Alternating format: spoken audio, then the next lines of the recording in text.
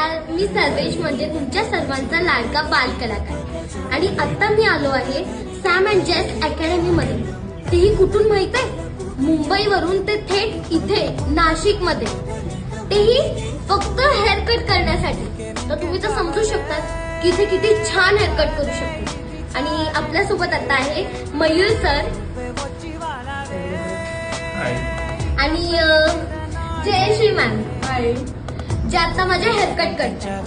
तर आणि जर तुम्हाला पण मेकअपचे नाही तर हेअरकटचे क्लासेस करायचे असेल ना, तर तुम्ही नक्की इथे या आणि तुमचे क्लासेस करा. तर चला, मला तर आता मुंबईला पण जायचंय. मी पटकन माझा छान मला हेअरकट करतो. बाय.